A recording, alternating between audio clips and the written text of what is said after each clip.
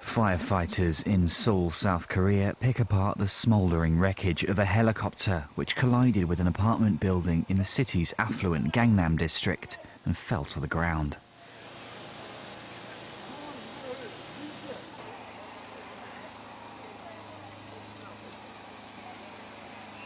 The chopper, owned by LG Electronics, is said to have crashed into the upper section of a high-rise building due to low visibility amid thick early morning fog.